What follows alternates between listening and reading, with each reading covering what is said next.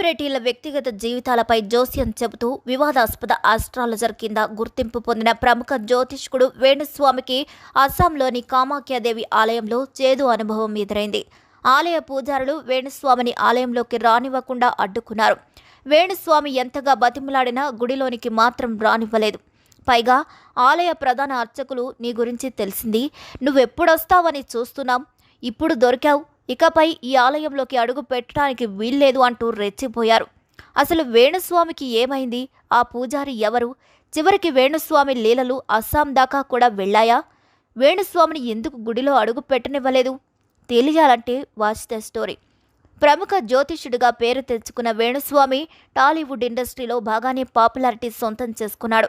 ఒకప్పుడు సినిమా షూటింగ్లకు ముహూర్తాలు పెడుతూ అలా సినీ ఇండస్ట్రీపై ఇంట్రెస్ట్తో వారి జాతకాలు చెప్పడం మొదలుపెట్టాడు. 1-2 సినిమాల్లో కూడా వేణుస్వామి నటించాడు. మహేష్ బాబు అతడు సినిమాలో పూజారిగా కనిపించాడు. జగపతి బాబు సినిమాలోనూ పూజారిగా కనిపించాడు. ఇక తర్వాత సినిమా వాళ్ల జాతకాలు చెప్తూ మరింత పాపులర్ అయ్యాడు. ముఖ్యంగా నాగ చైతన్య సమంత పెళ్లి తర్వాత ఈ జంట ఎక్కువ కాలం కలిసి ఉండదు అంటూ చెప్పుకొచ్చాడు. ఆ తర్వాత నిజంగానే సమంత నాగ చైతన్య విడిపోయారు. దీంతో నేను చెప్పింది జరిగిందంటూ మళ్లీ వీడియోలు చేసి పెట్టాడు. అలా లైమ్ టైంలో వచ్చిన వేణుస్వామి ఆ తర్వాత పలు సెలబ్రిటీల జాతకం చెప్తూ ఫేమస్ అయ్యాడు. ఇక ప్రభాస్ విషయంలో, అల్లు అర్జున్ విషయంలో కాస్త నిజం కావడంతో ఆయన మాటలు చాలా మంది నమ్మారు. దీంతో ఎంతో మంది సెలబ్రిటీలు, హీరోయిన్స్ ఆయన దగ్గర పూజలు చేయించుకున్నారు.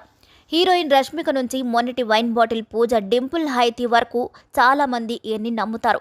అంతేనా, వేణుస్వామి మీడియా ముందుకొచ్చాడంటే చాలు అస్సాంలోని కామాఖ్యాదేవి ఆలయంలో యోని పూజలు జరుగుతాయని, అక్కడ మద్యం, మాంసంతో వామాచారంలో పూజలు చేస్తారని, తను కూడా ఇదే రీతిలో పూజలు చేస్తానని ప్రచారం చేసుకునేవాడు. అంతేనా, నేను పూజలు ఇలా చేస్తాను కాబట్టే నా దగ్గరకు వచ్చిన వారికి వేగంగా రిజల్ట్ వస్తుందని చెప్పుకుంటాడు.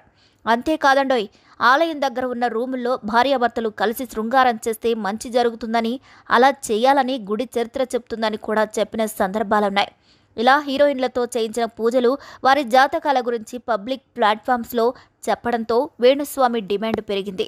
దీంతో పగలైతే యోగి, రాత్రైతే భోగి అని ఓ సినిమాలో బ్రహ్మానందం చెప్పినట్టు వేణుస్వామి లైఫ్ని ఎంజాయ్ చేసేవాడు.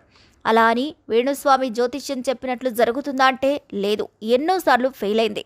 నేను చెప్పింది తప్పైపోయింది, క్షమించండి, ఇంకెప్పుడు జ్యోతిష్యం చెప్పను అని దండం పెట్టి వెళ్ళిపోయారు.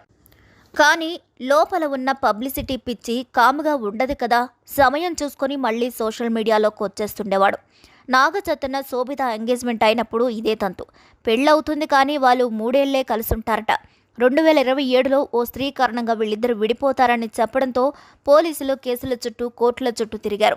దీంతో మరోసారి ఎట్టి పరిస్థితుల్లోనూ సెలబ్రిటీల జాతకాల జోలికి వెళ్లాలని ఒట్టేసి చెప్పాడు. ఇక అప్పటి నుంచి మీడియాలో కనిపించడం తగ్గించిన వేణుస్వామి ఈ మధ్య అసలు మీడియా ముందుకే రాలేదు. అయితే తాజాగా ఆయన అస్సాంలోని కామాఖ్యాదేవి ఆలయంలోకి వెళ్లాడు.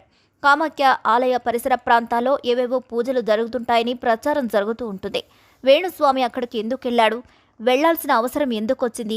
ఈ ప్రశ్నలను కాసేపు పక్కన పెడితే వేణుస్వామి ఆలయానికి వెళ్లడమే ఆలస్యం. అక్కడ ఒక పూజారి వేణుస్వామిని గుడిలోకి అడుగు పెట్టనివ్వలేదు. హిందీ, ఇంగ్లీష్లో మాట్లాడుతూ వేణుస్వామిని నిలదీశాడు. ఇక్కడ పూజలు చేసి హైదరాబాద్ వెళ్ళి ఏం చెప్తున్నావు? ఇక్కడ సెక్స్ జరుగుతుంది అని చెప్తావా అని ప్రశ్నించారు. సమాధానం చెప్పలేని వేణుస్వామి ఆలయ ప్రధాన అర్చకుడితో, భక్తులతో వచ్చాను, పరువు పోతుంది, గుడిలోకి వెళ్ళనివ్వండి అని ఎంత బతిమలాడినా పంపించలేదు. అడిగిన దానికి సమాధానం చెప్పమంటే చెప్పలేక నిశ్శబ్దంగా ఉండిపోయాడు. ఇలా తను తీసుకొచ్చిన భక్తుల ముందే వేణుస్వామి పరువు పోయింది. ఇదంతా చూస్తుంటే జాతకాల స్వామీజీ ఆయన జాతకం ఆయనే ఒకసారి చూసుకుంటే మంచిదేమో అనిపిస్తుంది. మరి మీరు వేణుస్వామి గురించి ఏమనుకుంటున్నారో కామెంట్ చేసేయండి. మా వీడియో నచ్చినట్లయితే లైక్ చేయండి, షేర్ చేయండి, సబ్స్క్రైబ్ చేయండి.